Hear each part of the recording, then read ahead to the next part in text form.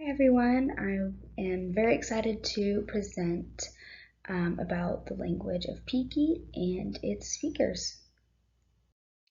So a little bit about the background of Piki. Piki is spoken by the inhabitants of a small island of Bioko in Equatorial Guinea. The language itself is mostly known as Piki, but some call it Pidgin. As it says on the slide here, it is a descendant of early Creole according to Yakpo. The author further identifies Piki as a Afro-Caribbean English lexifier Creole language. So basically what that means is that Piki has a heavy word stock that was supplied and supported by English. However, what makes Piki a special kind of Pidgin is that it actually escaped phonological, grammatical, and lexical convergence, which happened because in 1897 Spain colonialized Equatorial New Guinea and pushed away a lot of the native languages. So it also pushed out the English colonialism there, so it didn't have as much influence as well. Piki also serves as a first language to many inhabitants of Bioko, and it's the most widely spoken language of the country's capital, Malabo, next to Spanish. Again, Piki does have a lot of Spanish influence, which I'll go into a little bit more detail in the later slides.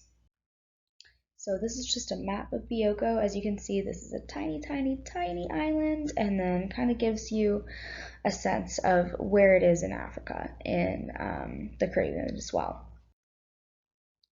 So the relations and affiliations of Piki.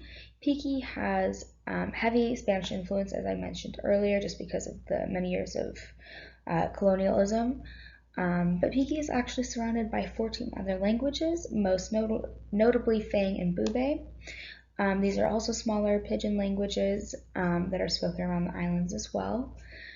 And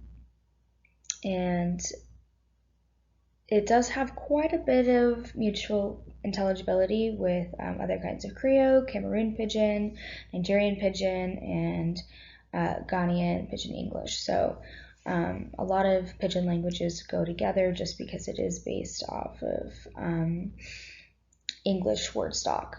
I wonder if this will work. Okay, that link isn't working, but I will be posting it in the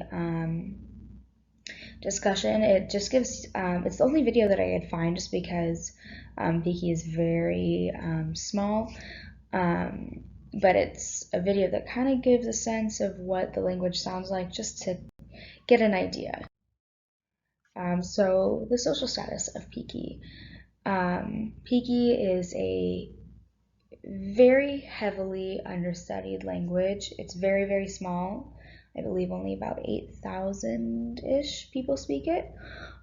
So it doesn't hold much weight in our current society, but it is definitely an important community language, and it's a lingua franca, which makes it even more unique.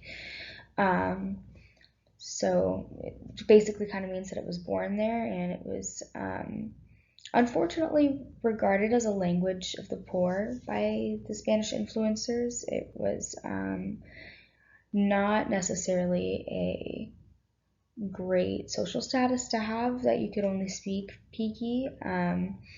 And most natives do still learn Piki as a first language along with Spanish, so it is a continually growing language. People are still learning it as natives. I really liked this quote that the author left. I think he put it into words that even I couldn't summarize, so I'm just going to go ahead and read it for you guys. The lingering colonialist perspective on Piki and its sister languages in West Africa and across the Atlantic stands in stark contrast to the fact that these languages epitomize the achievements of African and African-descended peoples who, in resisting and adopting the ignominious system of European slavery and colonialism, carved out in Africa and America's one of the largest and today most vibrant cultural and linguistic zones of the world. So basically what he's saying here is Peaky has had a lot of obstacles to overcome, and despite the colonialism, it does still stand out today. And like he said, it's a very vibrant part of the culture on this island and the island surrounding it. So just a little bit about the author of the grammar, Kofi Yakpo. He's actually an associate professor of linguistics and African studies at the University of Hong Kong.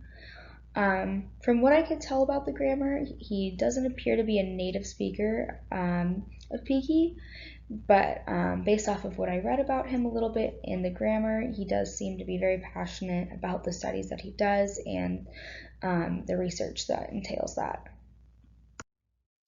And then, yeah, the bibliography and sources, you guys are more than welcome to check those out when I post them. Thank you, guys.